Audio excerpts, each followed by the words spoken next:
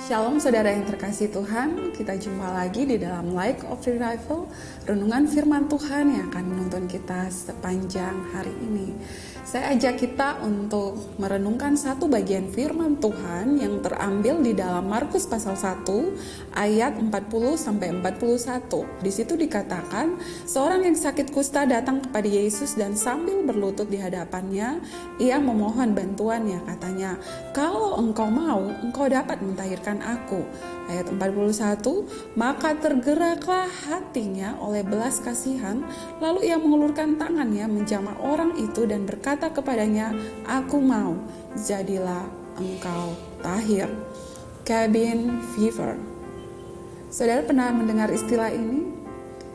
Saudara, istilah ini dipakai ketika pandemi COVID-19 melanda dunia. Nah, banyak orang yang tidak bisa berelasi dengan sesamanya menyebabkan orang hanya terkungkung di dalam rumah atau di dalam sebuah ruangan dan tidak bisa kemana-mana, saudara. Dan akhirnya muncullah perasaan-perasaan negatif. Nah, inilah yang disebut dengan cabin fever, suatu perasaan negatif yang muncul ketika seorang merasa terisolasi. Saudara, kalau kita melihat kisah kita hari ini tentang si kusta, kita bisa membayangkan bagaimana dia kemungkinan mengalami juga yang namanya cabin fever, saudara. Saudara, kalau di dalam Imamat pasal 13 45-46, di situ dikatakan bahwa orang yang sakit kusta harus berpakaian yang cabik-cabik, rambutnya terurai, dan lagi ia harus menutupi mukanya sambil berseru-seru, "Najis, najis." Dan ayat 46, selama ia kena penyakit itu, ia tetap najis, memang ia najis. Ia harus terasing di luar perkemahan, itulah tempat kediamannya.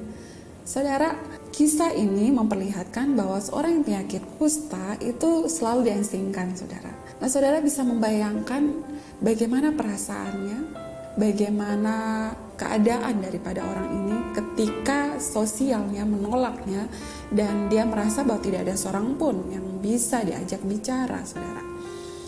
Nah, saudara, pertanyaannya untuk kita renungkan pagi ini, pernahkah saudara berada dalam situasi yang sama dengan kondisi dari si kusta ini?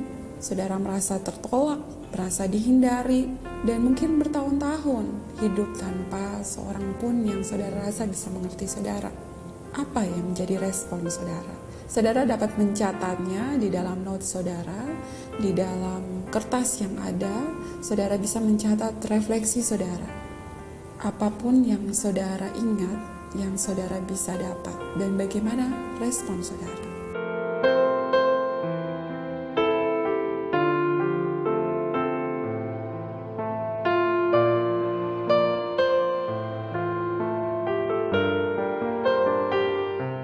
Saudara, tendensi kuat untuk si orang kusta ini mengalami cabin fever, saudara. Biasanya tanda-tanda dari seorang cabin fever, seorang yang mengalami cabin fever, dia biasanya merasa sedih yang berlebihan, mudah stres, mudah marah, tidak dapat mengendalikan emosi, tidak mudah berkonsentrasi, dan berbagai perasaan negatif. Kalau saudara ingat beberapa tahun yang lalu ketika COVID-19 melanda, banyak sekali terjadi tingkat perceraian di mana-mana, saudara. Nah, ini ada kemungkinan dengan perasaan-perasaan negatif yang muncul ketika orang itu hanya berada di sebuah tempat tertentu dan tidak bisa bersosialisasi dengan baik. Saudara, tapi ada pelajaran yang bisa kita pelajari dari si kusta ini. Bagaimana dia merespon semua situasi yang dia alami. Saudara, walaupun hidup bertahun-tahun dengan kusta, karena kita tahu ayat yang sama di dalam Lukas mengatakan bahwa ternyata orang ini mengalami kusta yang sudah lama sehingga dia penuh dengan kusta. Secara medis, kemungkinan dia sudah menderita sekitar 20-40 tahun menderita kusta. Saudara bisa bayangkan. Namun menariknya bagaimana dengan responnya, saudara. Respon yang dia lakukan adalah dia menjadi seorang yang proaktif. Ketika dia melihat Yesus datang ke kotanya, dia tidak segan-segan untuk datang dan meminta pertolongan, saudara.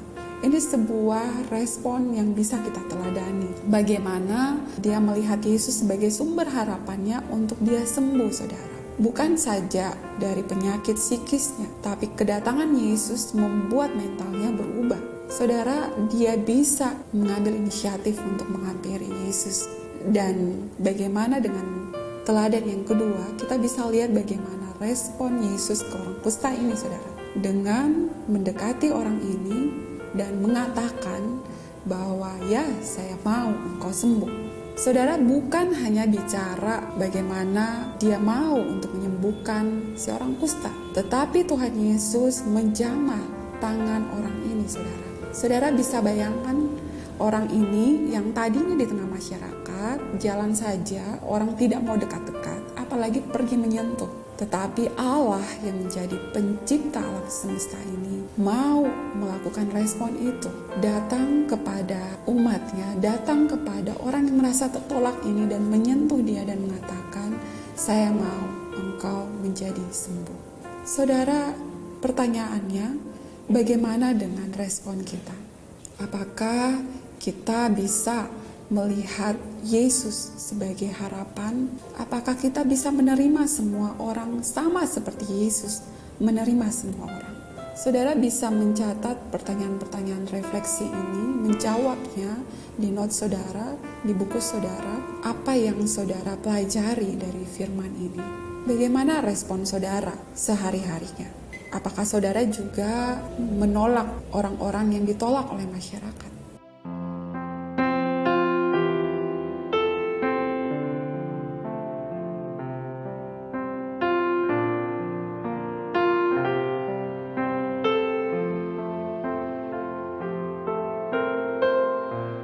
Saudara, biarlah firman ini menjadi kekuatan bagi kita, bagaimana kita meresponi sesuatu. Cabin fever, sekalipun itu ada, tidak menghalangi kita untuk berespon dengan benar. Biarlah firman Tuhan menguatkan kita. Mari kita berdoa. Bapa, kami mengucap syukur Tuhan buat firman Tuhan pada pagi hari ini, menolong kami untuk melihat bagaimana respon kami, mengevaluasi diri kami, bagaimana kami bersikap. Tuhan, kami boleh belajar dari Engkau, Sang Juru Selamat kami, maupun si orang kusta ini, Tuhan. Terima kasih banyak Bapa untuk pembelajaran yang kami dapat pagi ini. Biarlah segala hormat dan kemuliaan bagi nama-Mu. Dalam nama Yesus Kristus kami berdoa dan mengucap syukur. Amin. Jadikanlah firman Tuhan sebagai kekuatan dalam kehidupan kita. Shalom.